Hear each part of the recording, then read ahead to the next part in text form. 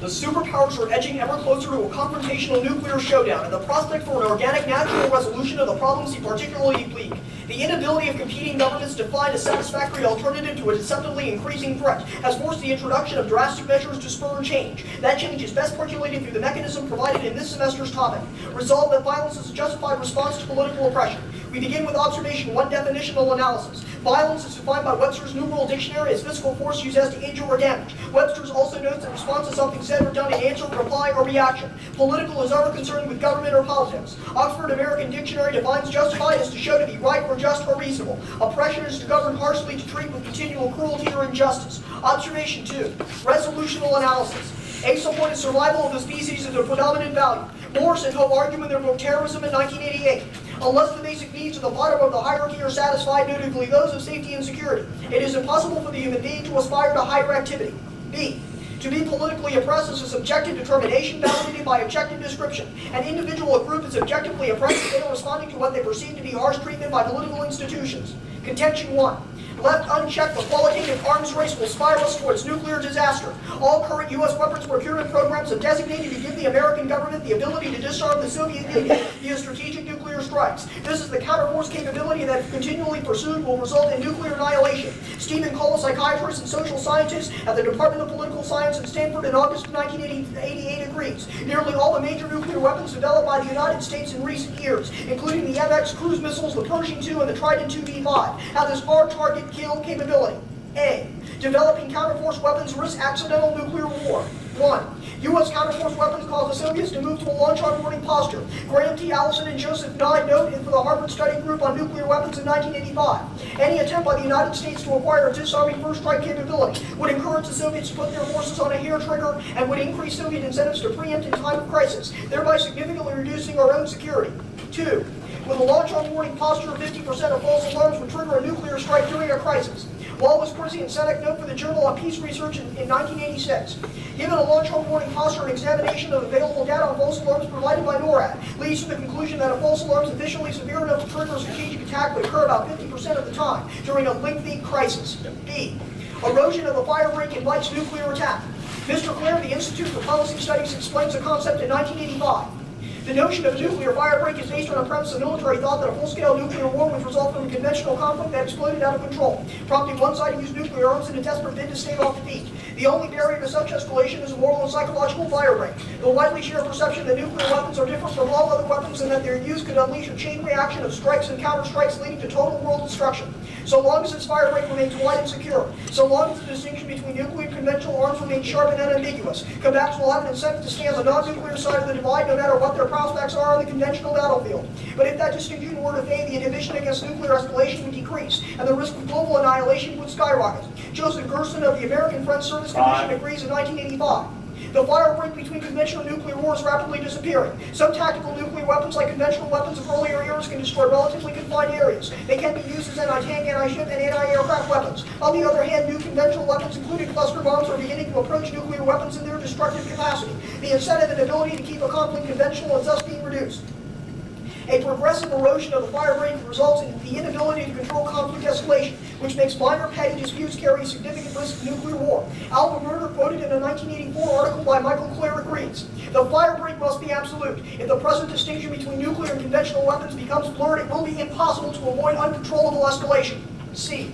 PGRVs. Precision-guided re-entry vehicles would increase the risk of nuclear war. 1. The U.S. has not yet developed PGRVs. Matthew Bunn, a senior research analyst with the Arms Control Association, agrees in 1988. While the United States has already developed a leading Mars, PGRVs for strategic missiles have not yet been developed. It appears that the Soviet Union has not yet developed either type of bomb. 2. PGRVs are American military planners designated first strike weapons. Mr. Bonnet continues. Altogether more hair-raising both their technological difficulties and strategic implications are PGRVs. They are very accurate bombs, needing less explosive power to destroy targets and therefore minimizing unintended damage, and are the weapons of choice for so-called surgical nuclear strikes and limited nuclear war. Contention 2. Violence is a justified response to political oppression. Employing violence as an option locks groups into an escalatory spiral. Under the current state of consciousness, independent or subnational organizations using coercive physical force have become increasingly reliant on the violent mechanism. Mr. Terrell Arnold notes in his book The Violence Formula in 1988, this is the natural regime of the violence formula. People will apply the formula and work their way upward through a progressively complex chain of rationalization for attempting to get decisions by means other than voluntary agreement or consensus. The continued embrace of this mechanism creates a terrorist ethos, and Mr. Richard Falk agrees in 1988. As soon as the choice of violent means is entrusted to human evaluations of effectiveness of supporting a political cause in a given setting, a terrorist ethos is bound to hold sway in circumstances of crisis and pressure.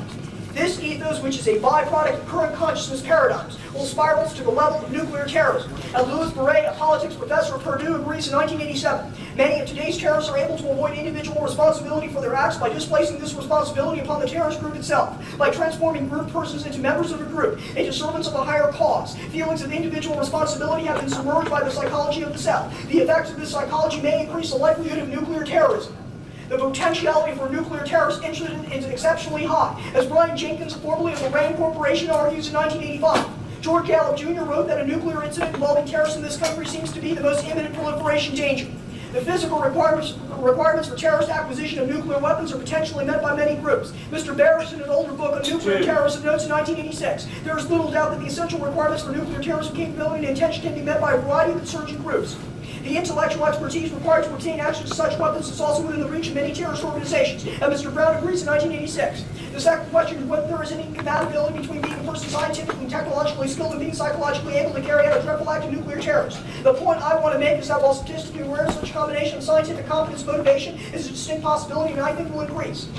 There is no question that an act of nuclear terrorism in response to perceived political oppression carries a meaningful price tag. The cost of human lives is explained by Brian Jenkins in 80. From 10,000 to 20,000 people would be killed from the blast. How many more might die from the immediate radiation is difficult to estimate. In the middle of a city like New York, the radiation would be greatly attenuated as it passed through several thick walls. Typical urban shielding does much to reduce the radiation effects to approximately the same range as the blast effects. In this case, the estimated number of deaths would be significantly increased, or not significantly increased by radiation effects.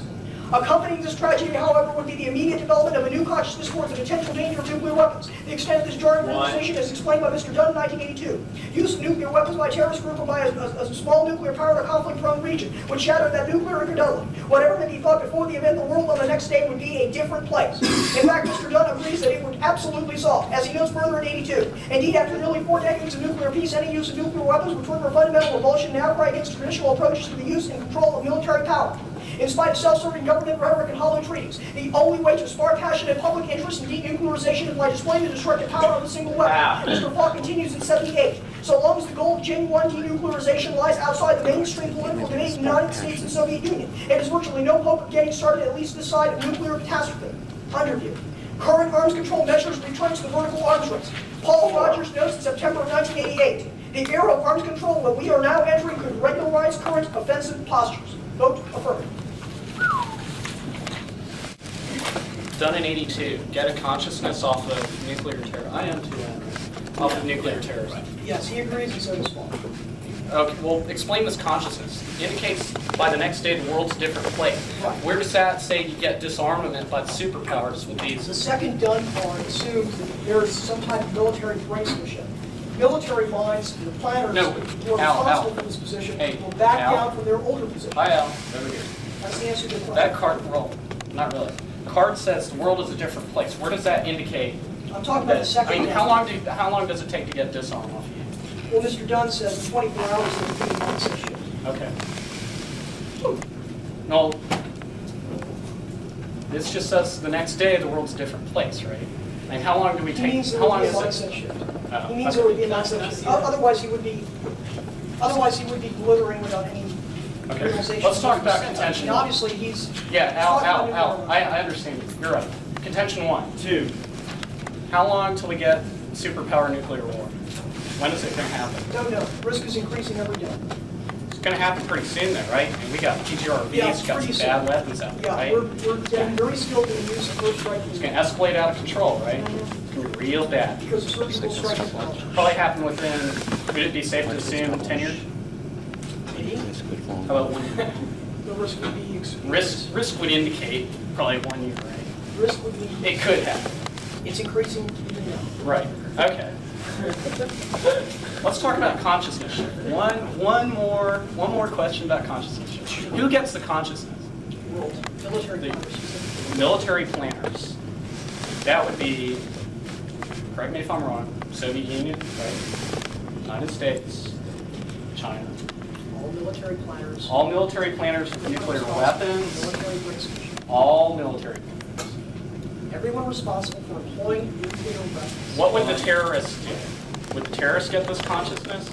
They're being politically oppressed, right? Terrorists are being politically oppressed. Would they get the Dunn consciousness? says that everyone would get the consciousness, starting with military planners, going all the way down to sub-national groups. Terrorists would get consciousness? Everyone would. Where does that solve their and the political use of oppression? violence differently. Where does that solve their political oppression?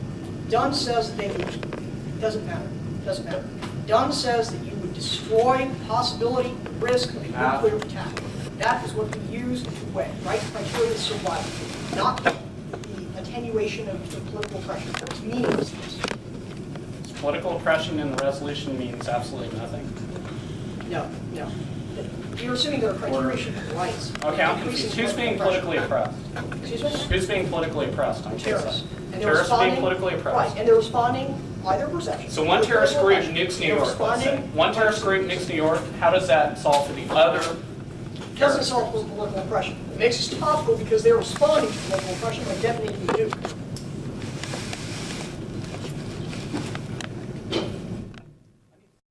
Well, with Micah Kessler, analyst of the debate so far, what do you think, Micah? I think that the grammatical structure of the 1AC was superb. I was very impressed with Mr. Montero's voice inflection. I found that young debaters everywhere can use this as an example. And Would you indicate that the affirmative is most likely winning the debate at this point? I don't know about the end, because at that end, but at this point, I think the affirmative is winning the debate. Terrorists everywhere.